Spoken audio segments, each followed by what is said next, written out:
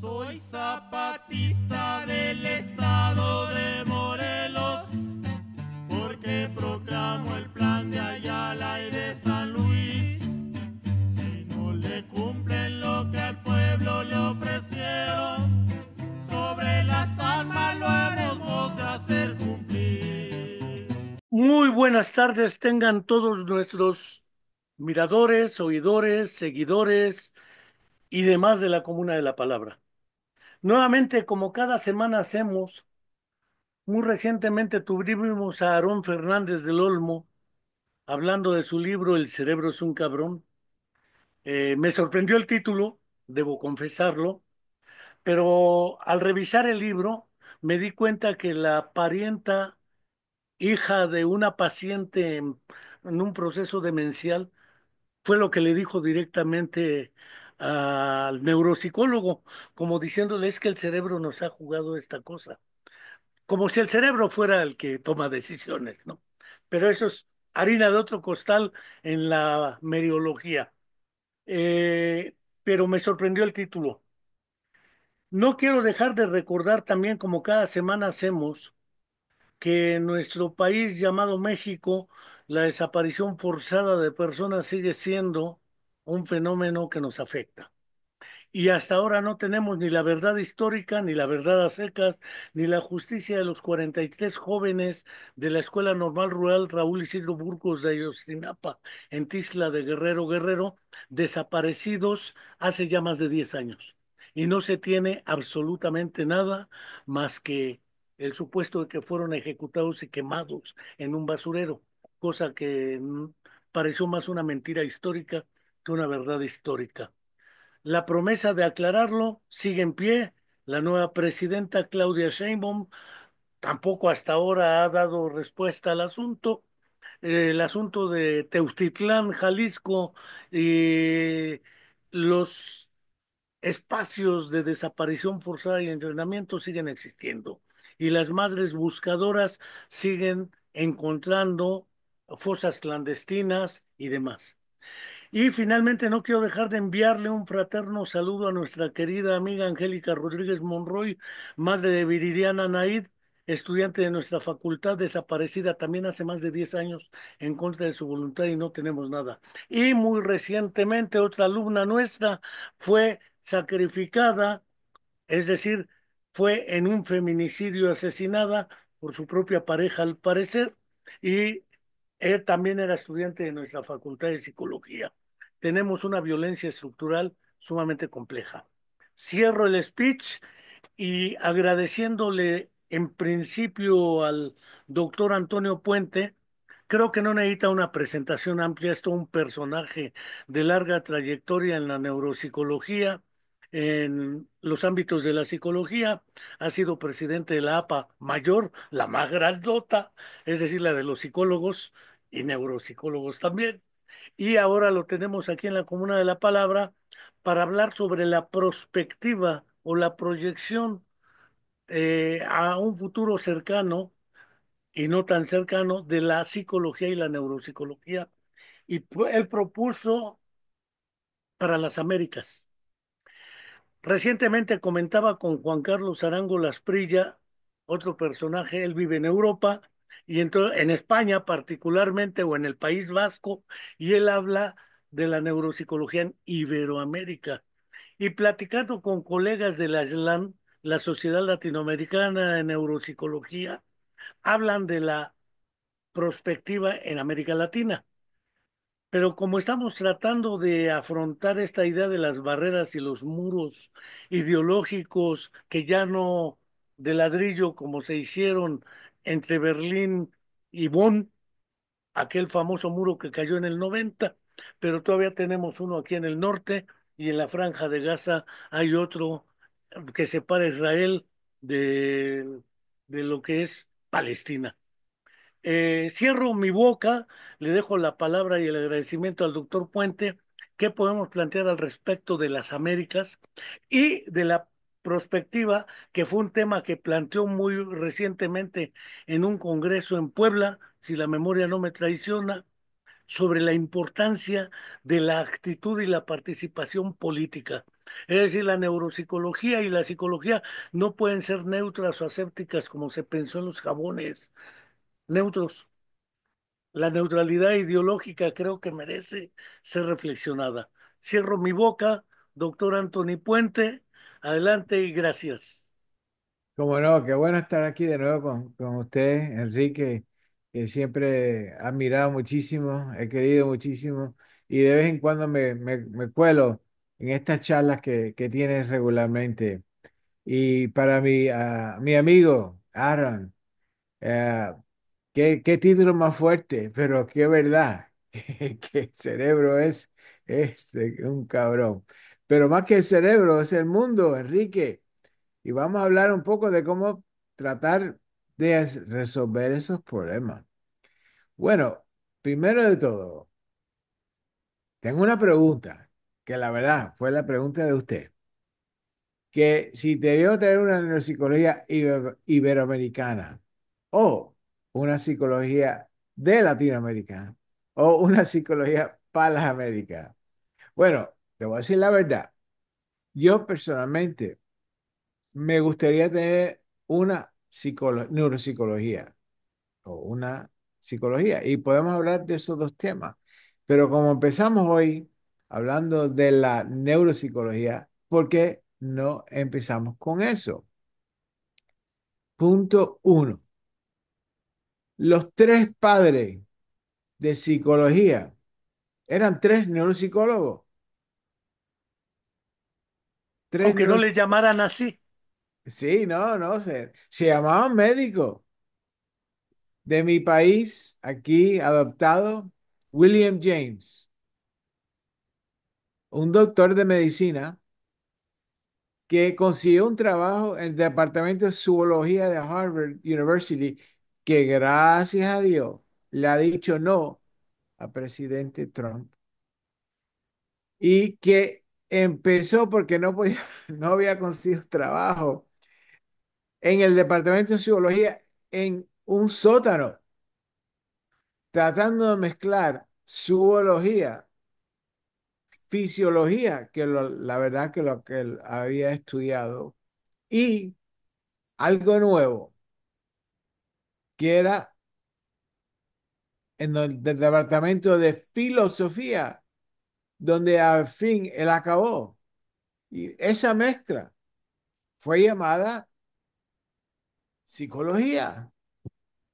Y la cosa súper interesante, cuando uno lea su libro, se encuentra que el libro no es un libro de psicología, aunque así se llama. El libro es un libro de neuropsicología. En el primer capítulo, creo que en la página 10 algo así, está hablando del hemisferio izquierdo y derecho.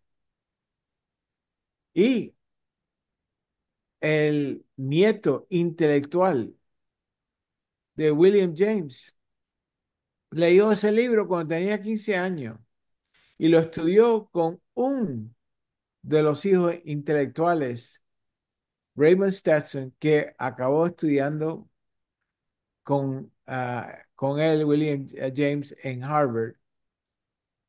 Y la cosa es súper interesante, es que la verdad, si uno lee el libro y estudia quién era William James, era un neuropsicólogo. Ahora, vamos a brincar a Rusia, que bueno, te voy a decir la verdad, aprendí mucho de esto el año pasado cuando tuve la oportunidad de ir a pasarme unos días allá en Harvard a estudiar un poco de cómo es la historia.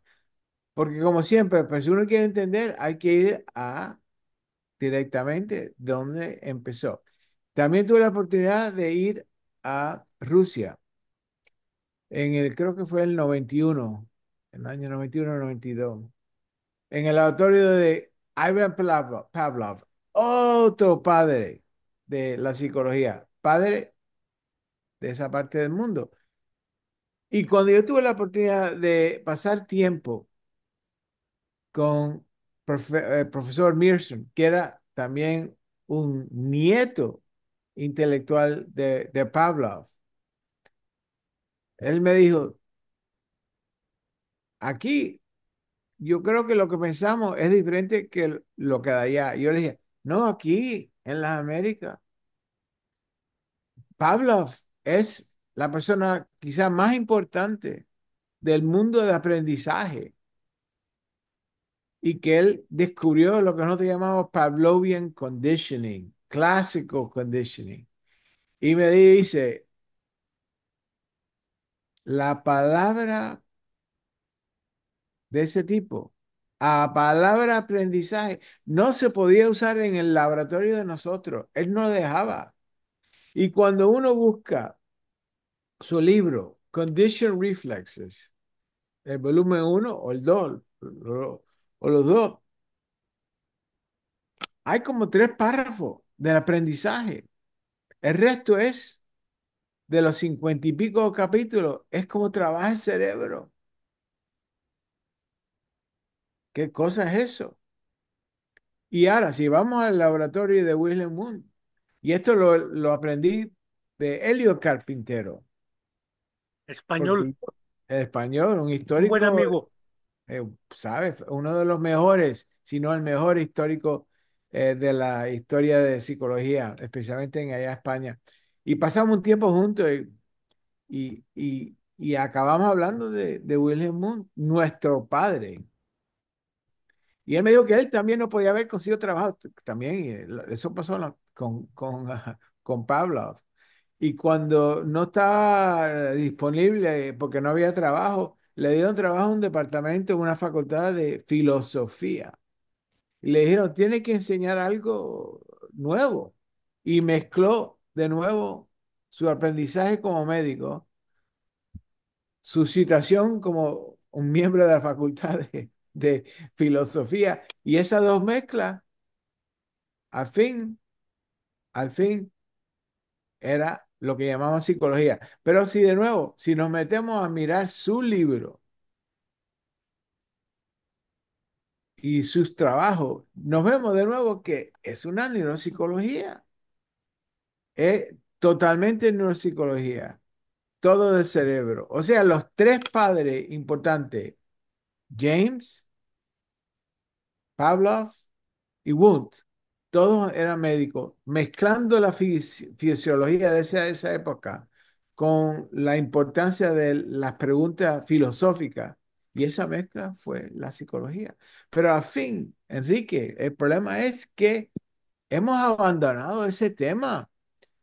Y, oye, te voy a decir, y esto me parece una cosa, una locura que estoy diciendo, que lo que ha pasado para hacer la psicología como una ciencia profunda, John Watson y B.F. Skinner, los dos perdieron la importancia de dónde vino la psicología y lo cambió. Y como decía John B. Watson, oye, el concepto de introspección no sirve, no es útil, hay que dejarlo.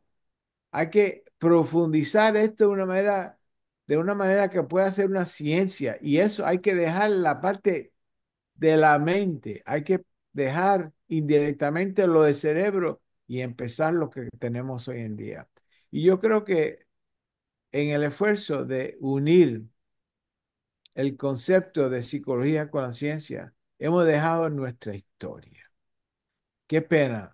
Pero empezamos como en neuropsicología lo hicimos un conductismo como el 1930 y quizás ahora podemos mezclar las dos de una manera que pueda ser útil.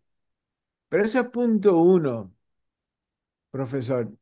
El punto dos es, estoy cansado. Y te lo digo así de mi alma, Enrique. Estoy cansado que cuando yo salgo de mi país adoptado aquí, porque como usted sabe, yo soy cubano, y regreso a la parte del mundo que, que tiene mi corazón, Latinoamérica. Veo que mucha gente en Latinoamérica no mira con interés al Norteamérica y Norteamérica aquí no mira a Latinoamérica. Es como nuestros colegas en el mundo latinoamericano, los norteamericanos son unos colonialistas. La doctrina de Monroe la quieren aplicar a la psicología, no quieren forzar lo que ellos piensan que es correcto. Y tenemos que pelear, luchar contra ese colonialismo. Y los norteamericanos no le importa ni un pito lo que está pasando abajo del Río Grande. Y si quieren hacer algo en Puerto Rico, van a vacaciones, no a aprender. Eso no tiene sentido. Y lo que ha sucedido es que tenemos una psicología súper cuantitativa, súper aislada de quiénes somos como personas. Y miramos a Latinoamérica, tenemos una psicología profundizada con el concepto de la persona, de su comunidad, de la sociedad, de la historia histórica. Me recuerda muchísimo de lo que yo aprendí en el laboratorio de Luria, que la verdad, al fin de cabo, la psicología debía ser algo socio-histórico cultural. Y si es posible, ¿por qué nos unimos? Lo mejor que tienen ustedes en estos países tan calurosos y con tanta alma a la persona, a la comunidad, al mundo. ¿Y por qué no unimos eso con la psicología reduccionista tan fuerte, tan fea hasta un punto, tan fría, quizás es una mejor palabra, norteamericana y también un poco europea, para poder hacer algo que sea una psicología y quizá una neuropsicología para las Américas? Porque si hablamos de Iberoamérica, eso es España, Latinoamérica, Sudamérica, no incluye Norteamérica. No me parece bueno. Y si hablamos una psicología, una neuropsicología latinoamericana, no tenemos gente del norte. Por ejemplo, hay muy pocos de nosotros que participan en slam. Y si no fuera por gente como Alfredo Ardila, slam no existiría para nosotros. Y los que estamos conectados con Latinoamérica y neuropsicología, muchas veces estamos conectados por Alan, no por slam. O sea, estamos de otra manera. Y para darte otro ejemplo, yo estoy tratando de mezclarme un poco con la Sociedad Interamericana de Psicología, que va a tener su 40 congreso en San Juan, Puerto Rico, en este julio, y que los invito a todos.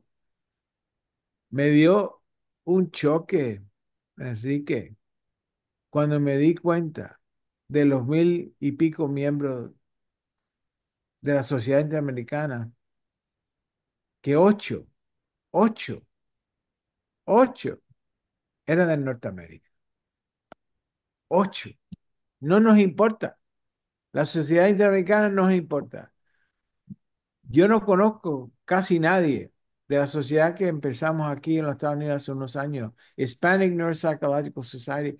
Ese grupo no se ha mezclado con slang, no se ha mezclado con Alan, no se ha mezclado con nadie.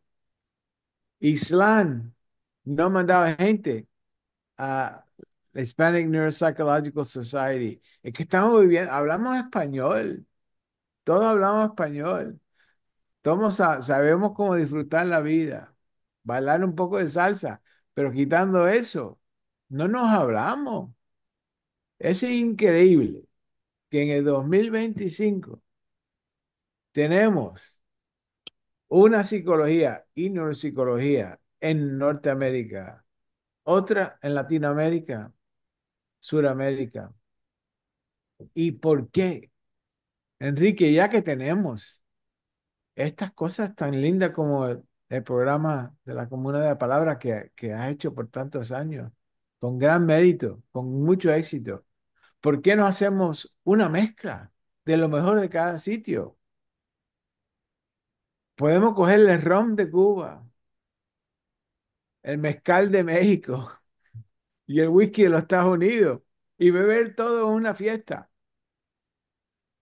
Y con eso, quizás podemos tener una fiesta buena, viejo. A ver, me gustaría exponer dos breves reflexiones en el Dime. orden en que expusiste las primeras ideas, los orígenes y la historia. Tengo muy presentes los trabajos, por ejemplo, de Aníbal Ponce en Argentina, de prácticamente 1918, donde está publicando en su manual de psicología que estaba en las escuelas de filosofía. Tengo claro que en los orígenes no había una diferencia muy nítida entre psicología, fisiología y filosofía, y mucho menos entre neurología, psiquiatría y psicología. Ahí todo estaba revueltito. Los primeros congresos pan-ruso a partir del triunfo de la Revolución de Octubre se llamaban de psiconeurología. El primero fue en 1923, el segundo en 1924, que es donde aparece Vygotsky, pero el término era psiconeurología. Y según mi opinión, el orden de los factores sí altera el producto. Es decir, creo que no es lo mismo decir psiconeurología que neuropsicología. El precursor de Ivan Pavlov, también otro, Ivan Sechenov, en Así es. 1862 publica Los reflejos del cerebro. Está dividido en dos partes. Cuando me sorprendió la segunda parte. La primera eran los reflejos, que es una categoría que retoma Pavlov de ahí, pero la segunda es el movimiento voluntario y aparece la categoría de voluntad. Mm. Y la inhibición interna que la descubre Seshenov para explicar los orígenes del pensamiento. Porque dice, si no hay inhibición interna, siempre será respondiente el organismo. La única posibilidad de optar es que haya una inhibición interna. Y entonces si abres la oportunidad de elegir, toma de decisiones, el acto voluntario. Me sorprende el nivel de análisis hecho con ranas, además, en 1862. No deja de sorprenderme en 1892 la afasia de Sigmund Freud. No deja de sorprenderme porque es considerado el mejor trabajo y un análisis muy crítico del modelo Carl Listein eh, y lo que era Wernicke. El modelo Wernicke-Listein le pega re duro a Sigmund Freud y a la frenología francesa. En es- y no deja aún más de sorprenderme que en 1896 publica su esquema de psicología para neurólogos. Hoy me asombra que los psicólogos pidan cursos de neurología para psicólogos, que es exactamente el planteamiento inverso. Me atrevería a pensar, Luria nunca se lo leía así, pero quizá la psicología originariamente ha sido neuropsicología, pero se desnaturalizó y se separó. Uno. Y dos, se eliminó al sujeto de la actividad psíquica, dijera Buljanova, al ser humano. Entonces aparece la categoría de conducta. Ya no importa si es de una cucaracha, una rata albina o un muchacho con síndrome de Down. Ya no importa. Creo que los orígenes están claros en ese sentido fisiológico de base y es una neuropsicología o una psiconeurología. Primer acotación que me parece. La segunda, esto me costó un pleito con la Organización de Estados Americanos. Me tocó participar en una reunión. Expertise en Washington Ujú. sobre discapacidad. El único país que mandó una persona con discapacidad fue Estados Unidos. Los demás mandaron al amigo del compadre del funcionario en turno. Y la otra persona era yo. En el debate que tuve con la representante de Estados Unidos, cuando ella dijo nosotros los norteamericanos, dijo los americanos, dije, espérate, es que yo también soy americano, no soy asiático. El embajador se me acercó y dice, no discutas eso, no lo escuché. Bueno, sí lo oí, pero no lo escuché. Le digo, además, soy norteamericano, porque México está en Norteamérica. Entonces, la doctrina Monroe, como bien dices, América para los americanos le hace a los estadounidenses, para decirlo de un modo, lo que es del Río Grande o Bravo hasta la Patagonia, no cuenta. Pero lo que es de arriba hacia Montreal, Quebec, la región francófona de Canadá, tampoco cuenta. Ahora con Donald Trump se ha vuelto otro pleito en su estrategia de la política de aranceles para presionar y demás. Pero Vamos, fuera de ello, vamos, tengo la, vamos a comprar a Canadá dentro de poco, no te preocupes. sí, y a Groenlandia también. A ver qué dice la comunidad europea. No va a decir nada porque pues así son. Pero fuera de esa cuestión, lo que me queda claro es que las Américas en tu propuesta incluye a todos. Mencionabas la SLAN. La SLAN surge prácticamente, me tocó ir a la fundación de la SLAN, estaba Juan Ascuaga, fue Ted Jott, por ejemplo, Ted Jott de Estados Unidos estuvo en la fundación de la SLAN. Estuvo, si la memoria no me falla, André Rolecours de Quebec o de Montreal. Ujú. Este, estuvo Jordi Peña. De Me España. parece interesante la participación. Juan Carlos Arango tiene su formación en Estados Unidos, Sí. además de en España. Y naturalmente, al preferir el concepto iberoamericano, está pensando en la lengua, el castellano o español, dijéramos, y Brasil, y las Guyanas y Puerto Rico, dijeras. No me voy a meter ahorita de si Puerto Rico, Estados Unidos, vieja historia, pero eso ya lo platicaba con Walter Rodríguez Irizarry, que es de Puerto Rico, y con Rafael Olivera Rentas. Es un asunto que más allá, en realidad, esa decisión entre filosofía, psicología, neurología o fisiología, originariamente, a la hora de la partición de las relaciones, porque las dictaduras fueron nocivas en América Latina también, no permitieron ni favorecieron el desarrollo de la neuropsicología en gran parte de Sudamérica y de Centroamérica.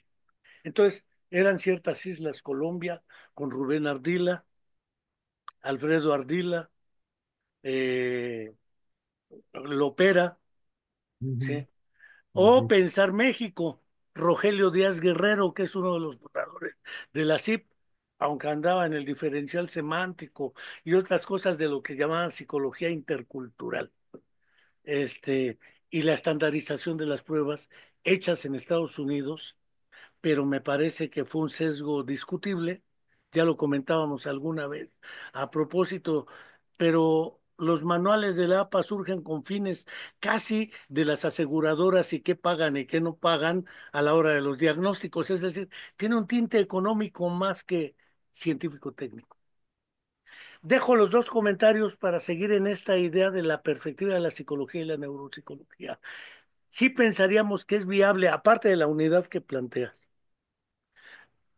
porque eso nos puede llevar también al eclecticismo. ¿Bajo qué criterios tomo lo mejor de cada región? Es decir, ¿cómo defino qué es lo mejor? Ese es un problema metodológico gordo. Y lo segundo es que ello no puede separarse ni de la ideología ni de la política, como bien dijiste en Puebla. Entonces creo que por ahí podemos meter otra beta de análisis. Cierro mi boca.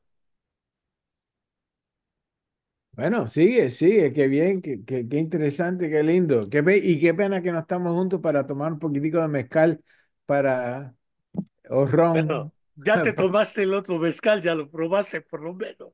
Sí, sí, gracias. El tuyo lo probé y lo sigo probando. Regalito que me diste.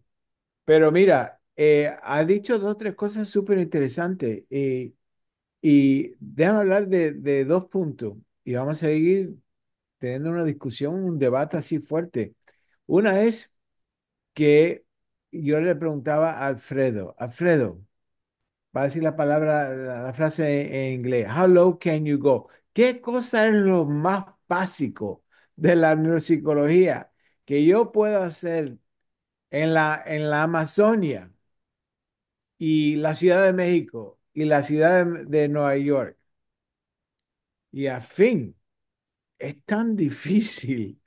Y ese yo creo que es uno de los problemas que existe, Enrique. Es difícil ver qué cosa es común, como la palabra importante en el título de este programa. ¿Qué cosa es común del cerebro en Amazonia y Nueva York? Y eso es súper duro. Es duro de entender y estudiar. Pero yo me imagino que debe ser algo que todos nosotros tenemos unido y que quizás lo que estamos midiendo en la psicología, especialmente la psicología, neuropsicología cultural, es lo que es importante para la cultura mía. Por ejemplo, en mi caso mío, en los Estados Unidos. En el caso tuyo, en México. En el caso de la ópera, en Colombia. Y, y eso está lindo, pero no nos deja desarrollar una teoría y un entendimiento global para todos. Y yo hago esa propuesta, como estaba diciendo anteriormente, de una psicología o neuropsicología para las Américas, en parte porque podemos mezclar el hemisferio que nos están unidos de una manera u otra. Pero la verdad, lo que tenemos que hacer es una psicología o una neuropsicología global que se pueda utilizar aquí, allá y en Nairobi. Cuando yo estuve en Kenia hace unos años, no encontraba un departamento de psicología. Y le preguntaba, ¿y por qué? Y dice, porque la psicología es una ciencia y profesión occidental. Eso me duele. Yo quiero ser como los químicos, como los históricos, que sea la disciplina para todos, ¿no? Nada más que para unos. Y para seguir con ese punto que tú presentaste, otro concepto muy interesante. Aquí, más que allá, estamos desarrollando una neuropsicología que está pagada por la aseguranza. Y le voy a decir, te voy a decir la verdad, le voy a decir un secreto que Enrique, que usted no conoce esa parte. La persona de este país que ha tenido más éxito en desarrollar una neuropsicología profesional que está pagada de una manera decente, casi como los médicos, al nivel de la aseguranza del gobierno y privado, es tu amigo Antonio Puente. Y yo, para intentar hacer una disciplina que pueda ser sostenible, que uno pueda tener una vida afuera de la academia, porque la academia es importante, pero afuera de la academia, empecé, y te voy a hacer un cuentico, empecé eso en el 80 y pico, en parte que, porque yo era profesor y no me alcanzaba el dinero. Yo me recuerdo la tercera semana de febrero en el año 82. Mi esposa me dice, Tony, como me llaman aquí, oye, no tenemos dinero, no tenemos dinero para hacer compras, no tenemos dinero para comprar comida para los niños. Y tuvimos ¿sabes? Vendí un bote que tenía y me dijo, tienes que meterte a hacer la práctica privada. Y cuando me metí me di cuenta que nadie me estaba pagando porque yo no era médico, no era un médico. Y ahí me metí, como estuvimos hablando anteriormente, a luchar, a pelear, a tener una política pública para tratar de resolver esos problemas, para poder darle comida a mi familia. Y con eso levantamos la neuropsicología al mismo nivel, o casi al mismo nivel, de la neurología al nivel profesional. Pero lo que faltaba y sigue faltando es la ciencia. Porque sin la ciencia la profesión no sirve para nada. Y la ciencia que tenemos, hemos desarrollado una ciencia muy limitada para la gente que tiene y no para la gente que no tiene. Y a ver si poder unir o mezclar lo mejor que tienen allá con lo mejor que tenemos aquí, podemos hacer una cosa más global, más universal. Yo tengo esperanza de hacerlo en las Américas, pero personalmente me gustaría que la neuropsicología sea útil para los chinos, para los africanos, para todos, los ricos y los pobres, y los que tienen y los que no tienen. Pero ay, Dios mío, no falta, no falta. O sea, es una lucha, Enrique, es una lucha. Eso es lo bueno y también lo malo. ¿Qué opinas?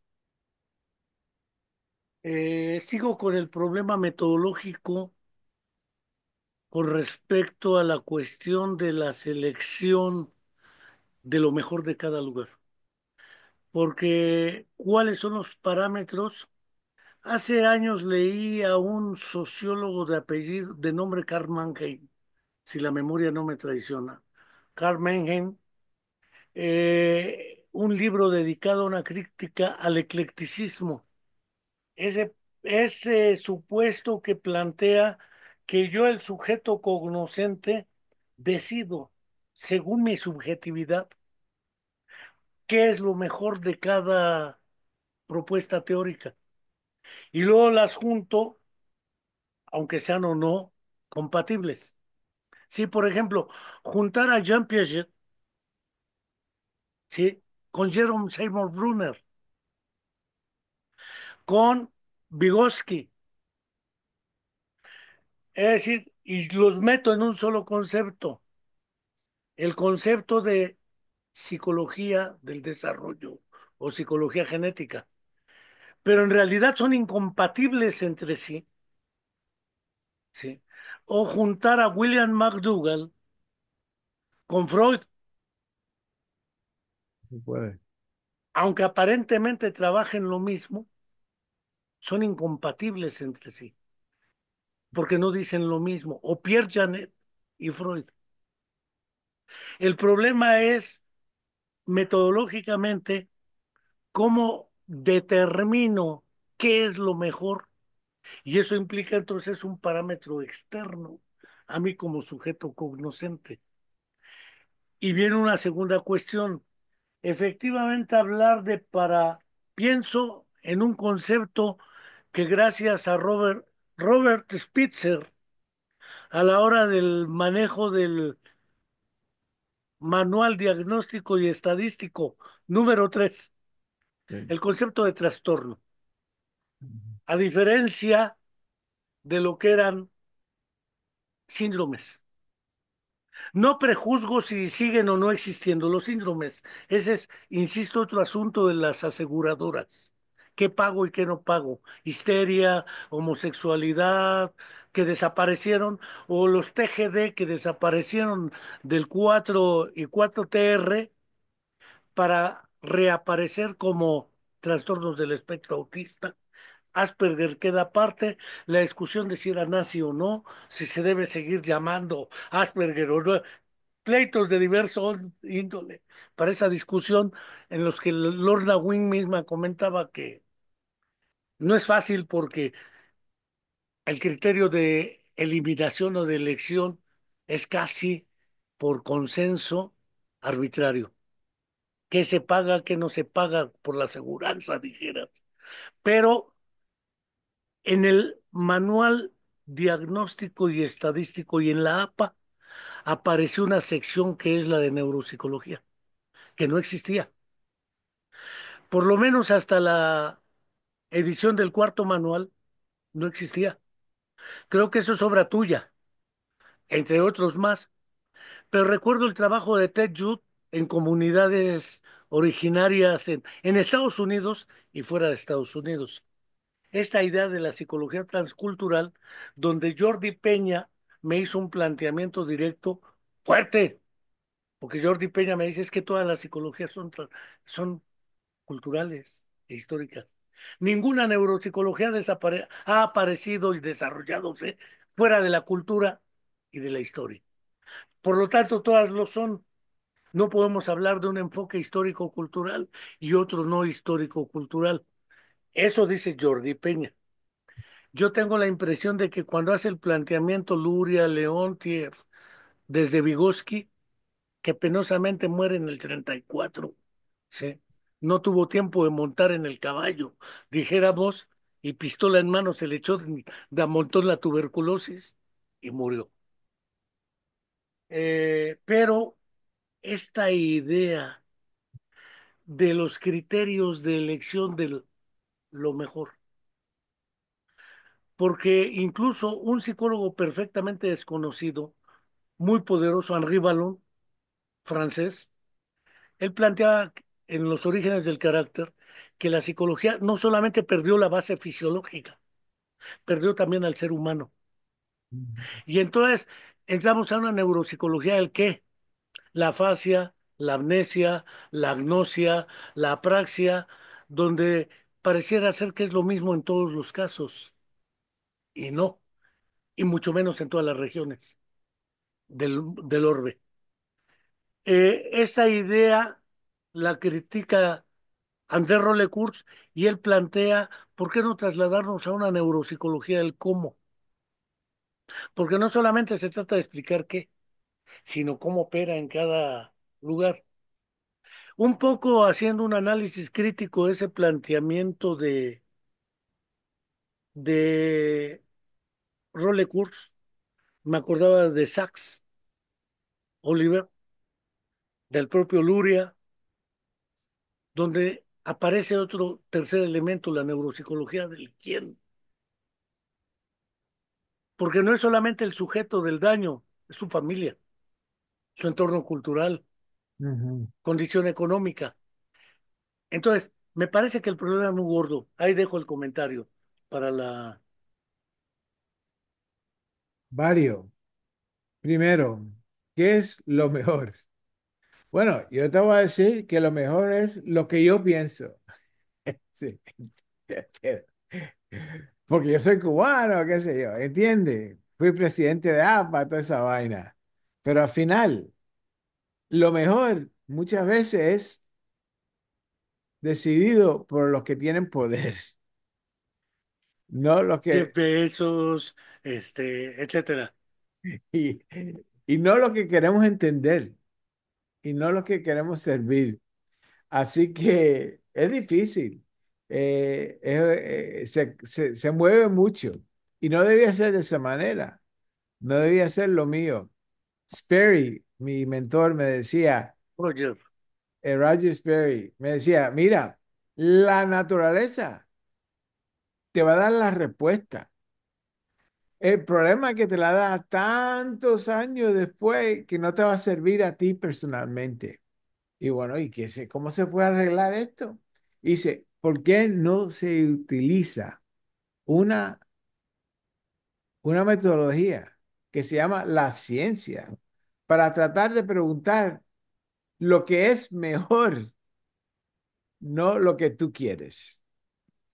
Y eso es difícil, porque tenemos que desarrollar un proceso que no sea bueno para mí o para ti, pero para la pregunta y para la respuesta. me parece esencial esa diferenciación. Una cosa es qué es lo relevante, porque la cuestión de relevancia implica contextos histórico-culturales, implica condiciones económicas, políticas, etcétera, de lo que es mi deseo como sujeto cognoscente. Sí hay que desmarcar o diferenciar el deseo o lo que yo quiero de lo relevante, de qué es lo mejor de cada estrategia. Y lo otro, indudablemente, cómo regresar a esa idea originaria de, si lo planteo muy radicalmente, diría que en esencia la neuropsicología es la psicología. O a la inversa, la psicología es la neuropsicología. y debiera ser psiconeurología. Y segundo, si el planteamiento es tan radical, se acabarían las psicologías, psicología social, clínica, educativa, porque eso implica una derivación de las prácticas, no de la ciencia. Pero dejo el piquetito ahí para entrarle a esta cuestión de las o la, y radicalmente dicho, regresar a las dos fuentes. Neuropsicología del quién, sin obviar el cómo y el qué. Y la psicología es la neuropsicología, no hay de otra.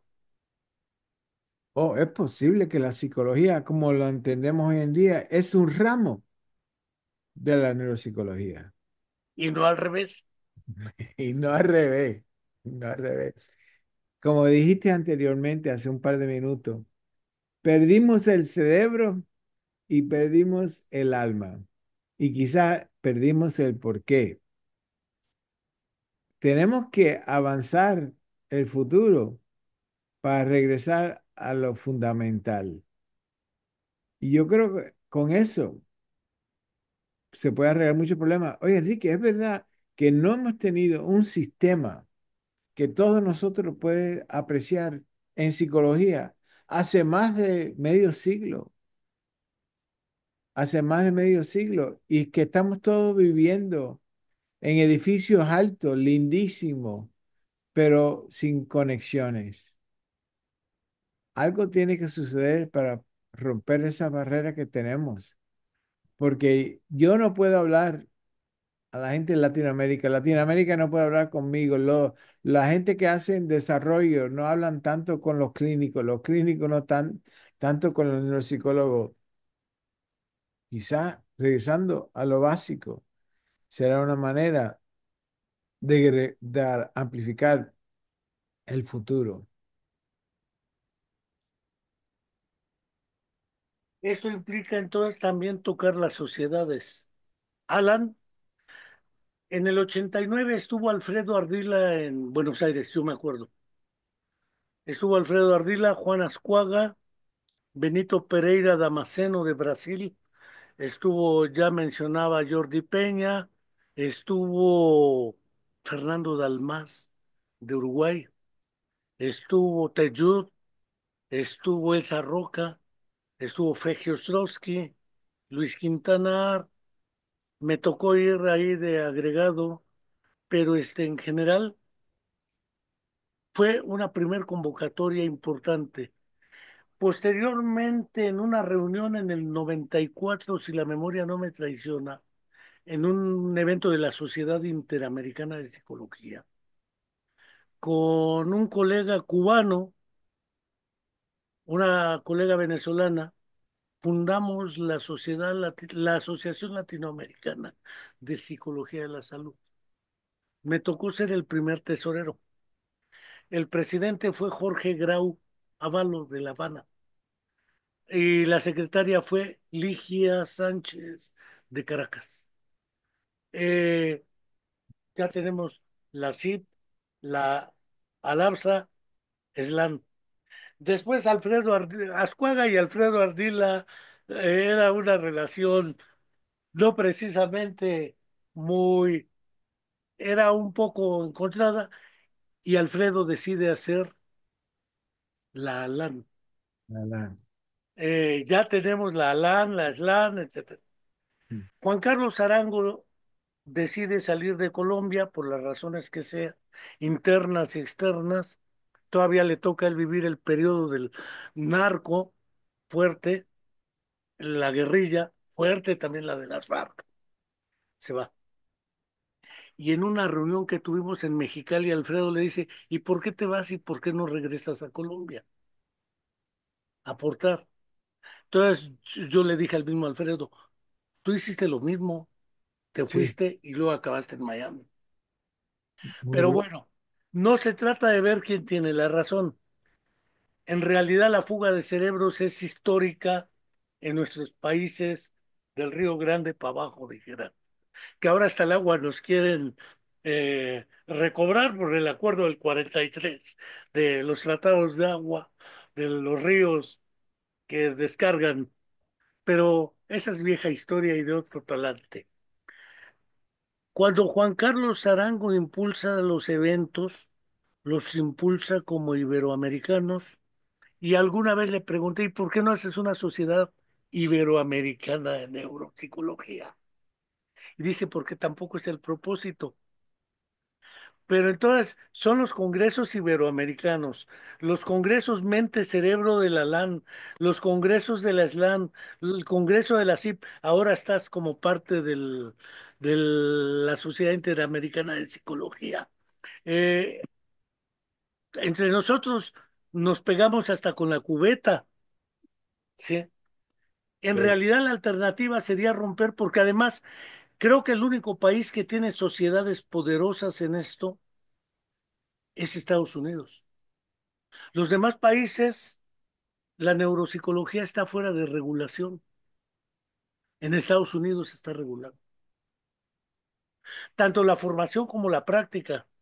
Aquí cualquiera con un diplomado de 20 días dado por un chamán ya cuelga su papelito Sí, y se pone. Ese tipo de cosas también tienen que resolverse. hay que resolverse. Trabajaste en eso. Además, propusieron ustedes que el castellano o el español fuera parte de la APA, no solamente el inglés y Sí, francés por el norte, sí. cosa que me gustó que plantearas que el castellano, pero el problema de las relaciones de dominio subordinación tecnológico hace que casi todos los países de América Latina pongan como criterios de publicación, edición, trabajo, investigación, APA. ¿Cómo romper eso? Hay que romperlo. Hay que romperlo, Enrique. Pero una cosa, yo no entiendo por qué es tan difícil ser académico en Latinoamérica y tan fácil ser psicólogo profesional. No hay reglas. Y mientras que no haya reglas, no hay profundidad. Los médicos tienen reglas. Nosotros también debíamos tener.